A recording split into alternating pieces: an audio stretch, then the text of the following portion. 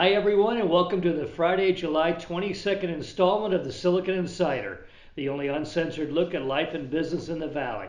My name is Mike Malone, and I'm here with special contributor Scott Budman of NBC Bay Area. We're back from a couple weeks hiatus. Our producer is Jordan Henderson, our East Coast correspondent is Bob Grove, and our host, as always, is the Silicon Valley Business Journal.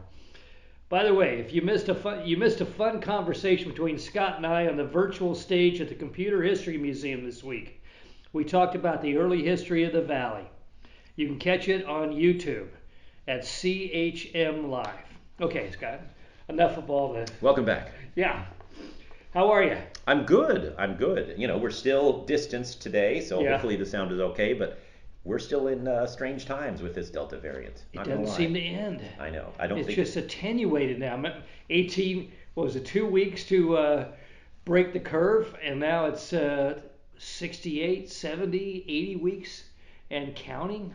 Yeah, and we still haven't broken the curve. We went way, way down for a while there. It was looking good.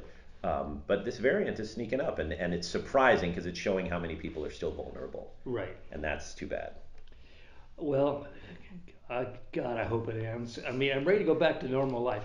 I was up in Oregon, and they seem to, Southern Oregon, I don't know if they're ignoring the situation or they've all gotten vaccinated or it's not a real threat, but life seemed very normal there. I've heard this from people going to Texas and Florida, that the risk is higher, but life seems to be returning. And I don't see that here. In fact, I dreaded going out on the freeway when I got back, and the freeway was emptier.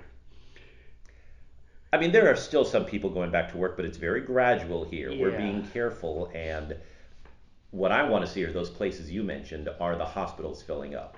Ours are not yet here in Northern California, but some places are, and that's frightening. Yeah, and fall's a bad time for illness. Right. You know. Right. Well, I guess as always on this thing, we just have to wait and see. Okay, let's start. White House versus Facebook. Speaking of the president, the information, I thought they were allies. I thought Facebook helped elect, the president, and now the president's saying they're killing people. Well, I mean, first let's get to the ally thing. I would take exception to that. I think Facebook is in a position where they're just so unpopular with whatever side you're on. Right. They're really nobody's ally. Yeah, but didn't Zuckerberg create a giant PAC that poured a hell of a lot of money into the presidential campaign? Well, he may have, but he was also given credit, if you will, for electing Donald Trump. That's so true. Facebook, without wanting it both ways, has it both ways.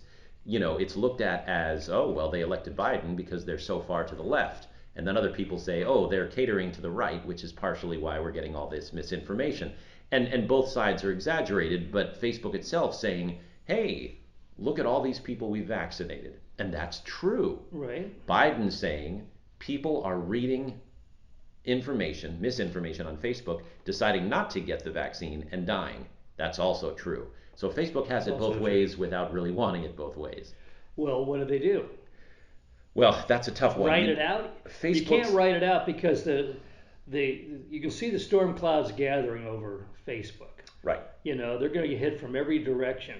How do you respond to the president of the United States accusing you of killing people? I mean, I don't think they did it all that well. Remember, they did respond. They said correctly, hey, we have also put things into play to help people. Right. We've started mobile clinics. We opened up our headquarters as a vaccine center. We've put out information saying here's how you can get the vaccine to billions of people. Good for them. You know, they get a good grade for that. Right. But by saying and downplaying the misinformation, they're really showing a blind eye to their own problems, which is, as a wide open platform, you get all sorts of wide open views. But shouldn't that be their argument? That we have had constantly changing information on this pandemic for the last year and a half, where even notable people, thoughtful people who are experts on this have contradicted themselves on occasion. And you're telling us that we're responsible for posting this misinformation when we're creating a platform where maybe the truth gets out somewhere in there. You know, I mean, it seems to me, I'm not a particular fan of Facebook, but I think that's the right argument. Why are you accusing us of doing this? Go after the people that are posting the misinformation. Well, you're saying this like that argument doesn't work. That is Facebook's argument. It's Mark Zuckerberg's argument from day one. Essentially, we're a wide open platform for Yeah. all sorts of views. Yeah, I want to see your pictures of you and your family in Oregon, but I'm also going to get some political views, many of which I disagree with, some I find absolutely wrong, some of which are sending people in a wrong direction. But it's all free speech and it's all covered. Is it working? Facebook hit $1 trillion a couple weeks ago. That's true. In one way, it's working. Its user base is up. It was smart enough to buy Instagram. Remember at the time it spent $1 billion and everyone was, oh, $1 billion. It was $1 billion really well spent. Yeah. They're still working on the next phase, which might be Oculus and that sort of thing. But Facebook as a business is wildly successful. But you're right, it can't ignore the fact that as a business and as a service, it's criticized by people all the way to the very top, where that comment, they're killing people. To me, that's the soundbite of the year. Yes, it is. It is. And it's an extraordinary statement by a United States president about a United States corporation. Exactly. And it's not like you're saying Monsanto, is killing people with right, their or the genetic... Taliban is killing people. Right. You're saying a company that provides a social network is killing people. Right. I mean, Biden, partially because he's a Democrat, right, he would say the Taliban is killing people. He would say climate change is killing people. He now says Facebook is killing people. That's pretty extraordinary. Yeah. Yeah. We'll see what happens the next few months. Something critical is coming in the relationship between Washington, and when I say Washington, I mean all three branches and all the agencies like, the FCC and social networks. Right, and I think it's important to remember this goes beyond the, what Elizabeth Warren was talking about, breaking up big tech like Facebook. This goes beyond antitrust.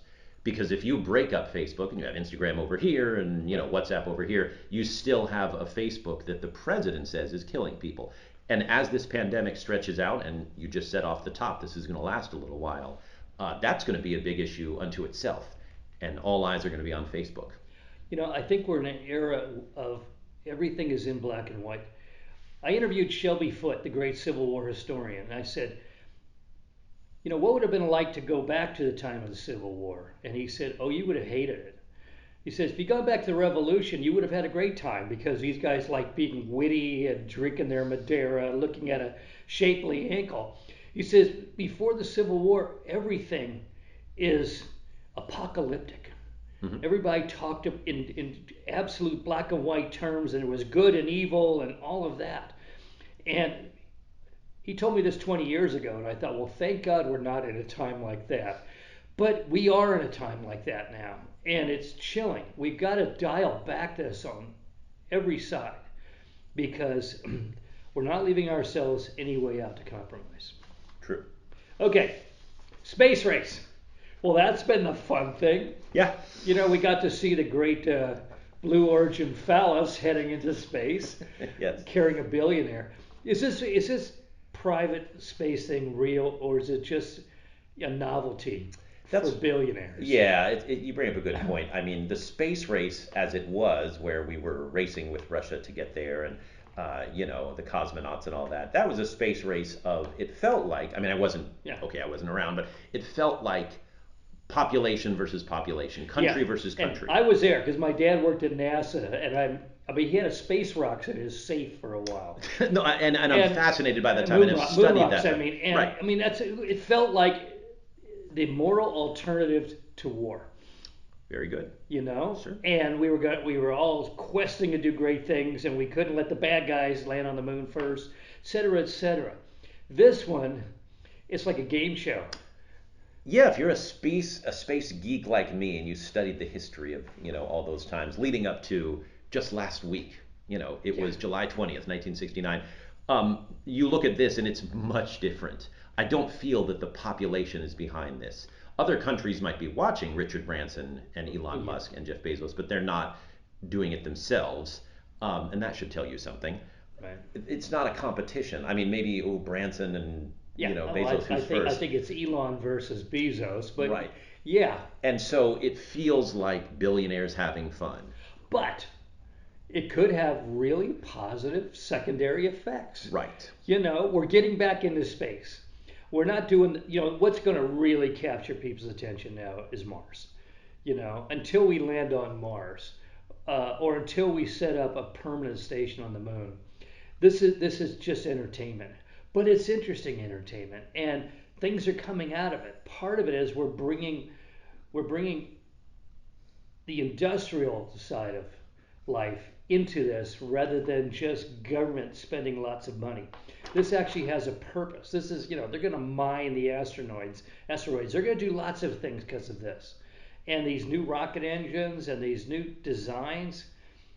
I mean, NASA's been lost for 30 years, and even the space shuttle was a compromise, and that destroyed a lot of our idealism about traveling into space, and this is bringing some of it back. It's true. Traditionally, technology comes from the space program, the early days, and yeah, we're seeing a boost in the space program, and I think this is good for NASA. NASA has government money, but you're right, it's sort of lost its way as an But innovator. they should be DARPA. They should be handing out the money to these guys. But isn't that what they're doing? They're now saying, okay, SpaceX, you go to the space station. We'll pay you to do it. Yep. Meanwhile, you're testing these rockets that can be reused. That's pretty cool. That's pretty cool. So it's more than they could do. It's where the government money goes, which is how Elon Musk built Tesla. So sure. We've sort of seen that again. Well, that's how we built the internet. That's how we built the integrated circuit. Yeah. All of those things. So perhaps billionaires having fun will lead to something. Who wins on this? Elon, Bezos? Well, can any of those guys lose? I think if you want to find a winner, we can say potentially, maybe not our generation, because this is going to take some time to trickle down into whatever it turns into, but there could be some benefits, hopefully to the climate, definitely to science, and maybe to space travel for our kids or grandkids. But these guys are obviously competing with each other. Yeah, but look, they're billionaires. What are they going to lose? Right. Jeff Bezos went up for a while. Richard Branson did it the week before. They changed the rules too. Right. Bezos was going to get his wings, right. And he didn't get it. That seems petty. Right. Especially because they had that 80-year-old lady astronaut who went along That's too. Right. Wally Funk. She waited all those years and never got a chance. Now she gets a chance. Now she doesn't get her wings. I'm sorry. All right, but look, she went up into space and it was justice delayed, and good for her for getting it. It also proves. I thought John Glenn was too old to go up. Look at her. Right. It suggests that space travel can be commercial. Look, Grandma can go to the moon. I'd go to space right now before I'd go to any amusement park 100 times. Absolutely. But I don't have tens of billions of dollars yet, or period. So my gut says Branson is going to win in the sense of commercial, because he's already got Virgin. He knows how the game's played. Now he's got a better plane. Right. Bezos, I don't know. I don't see the commercial viability of his company. It seems like he just wanted to show you can get to space. Well, and Blue Origin's goals are a little different. Yeah.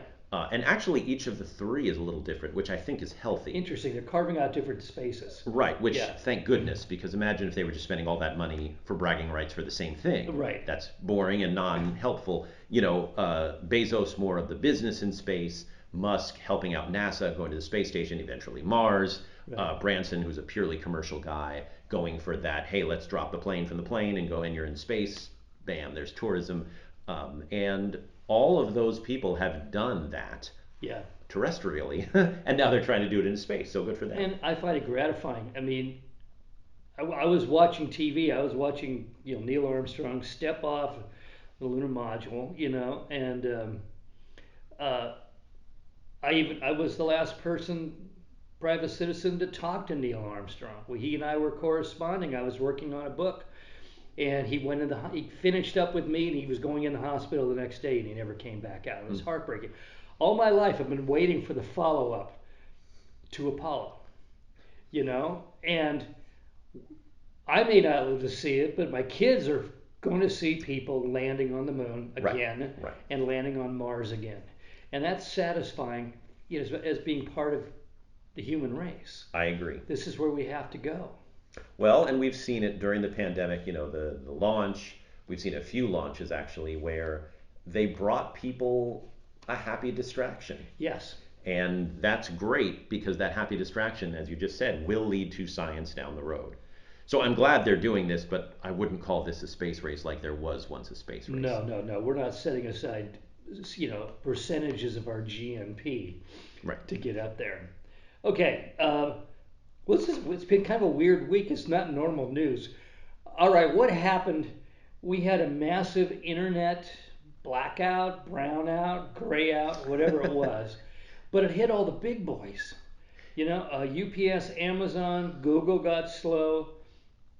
What's going on? Well, this was Now, Akamai, Akamai. Akamai. Akamai. They said, "Oh, mea culpa." Yeah. It was our servers, it was our Edge DNS. Right. But the timing is interesting.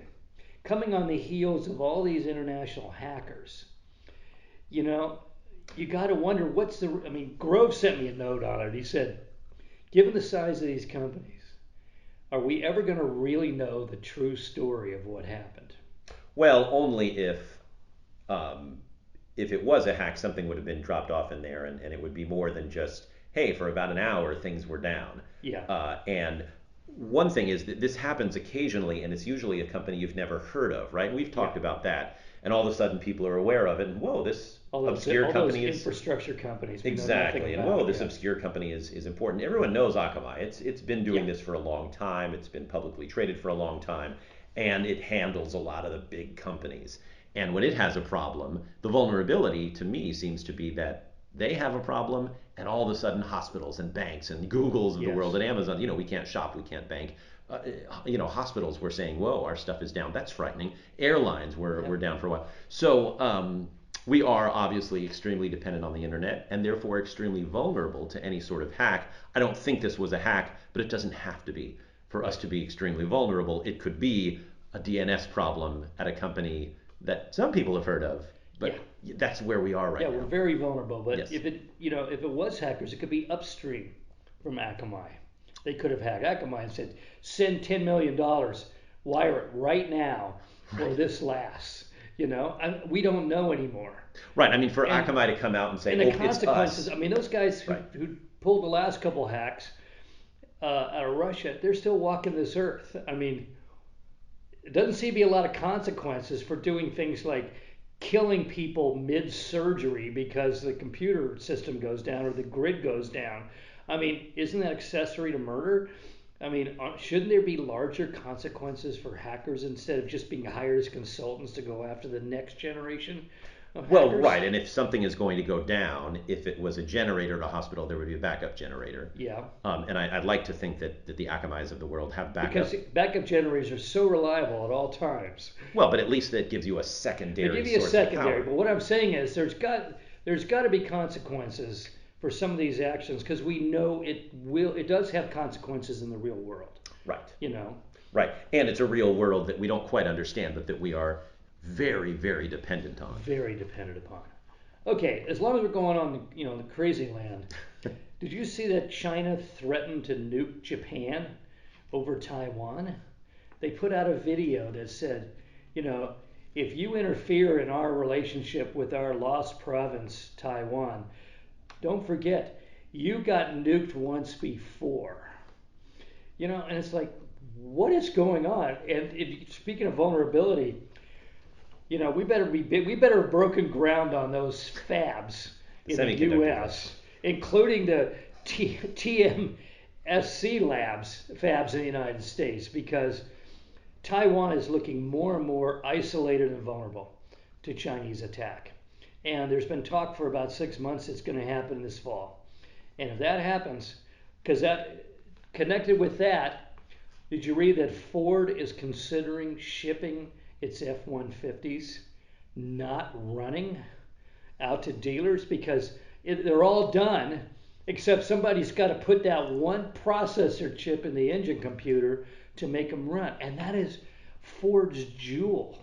Right. What I was watching very closely this week because of Ford and Tesla and virtually every other company, because we all use chips now. Speaking of things we're all dependent on, I was watching Intel's earnings. They came in better than expected. And it was interesting. They came in better than expected because of all the hardware and PCs that we've been using during the Right. pandemic, which is how we got in this chip shortage in the first Yeah, but did place. you read the whole announcement by Intel?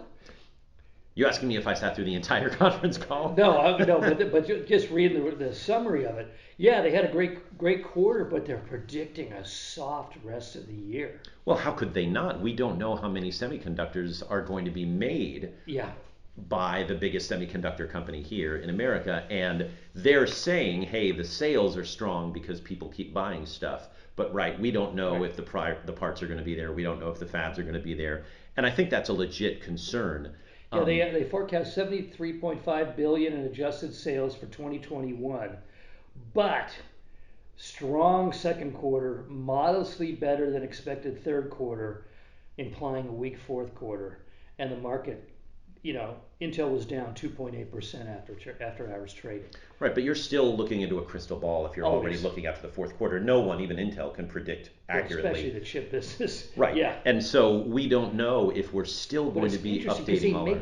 Intel makes their own. Right. A lot of Right. these other companies don't, but Intel does.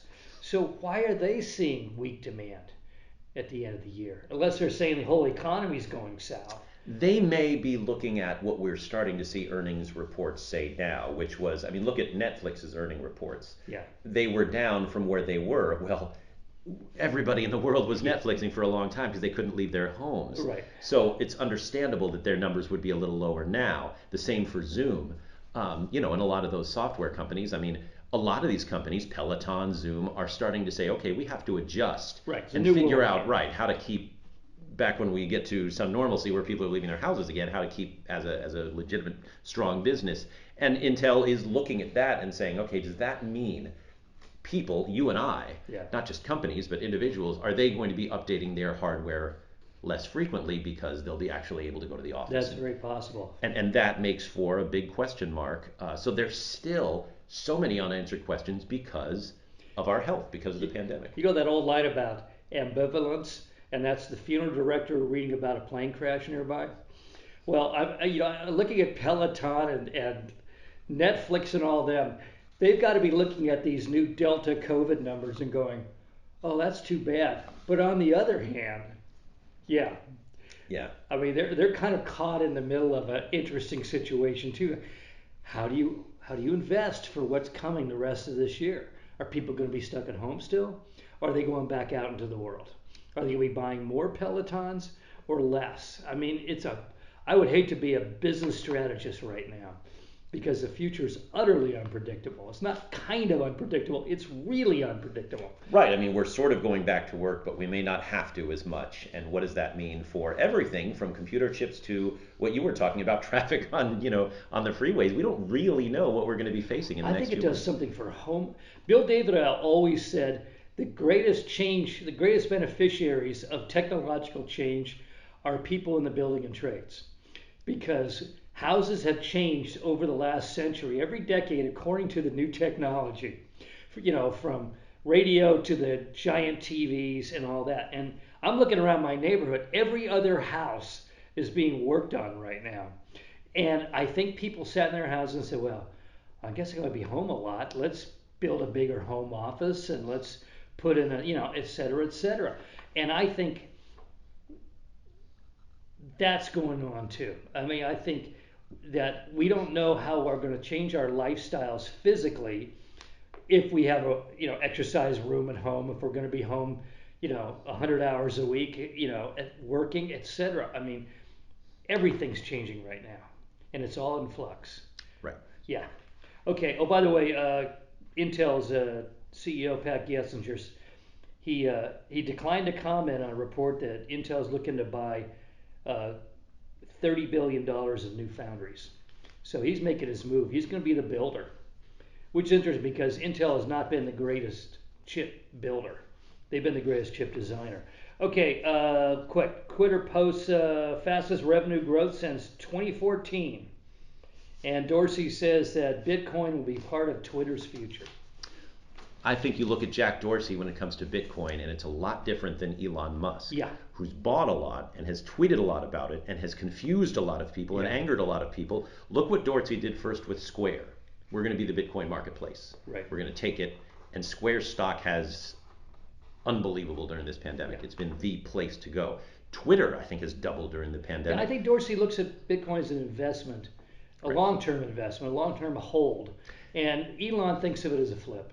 I agree. But Dorsey also looks at it, and Bitcoin is, we've talked about this before, nowhere near becoming a currency yet. But I think Dorsey, especially with Square, is looking at Bitcoin as a way to buy and sell. Yes. And that as is a transactional right, feature. and that gives it more legitimacy than just another rich person buying Bitcoin. Yeah, we've been talking about rich people all day today. I'm ready to get back to the average man again. Next week. Okay, next week, man and woman. That's it for now, folks. You can find us on the Silicon Valley Business Journal homepage, as well as on Spotify, Anchor, Google Podcasts, Apple Podcasts, and YouTube. Have a great weekend. We'll see you next week. Bye-bye.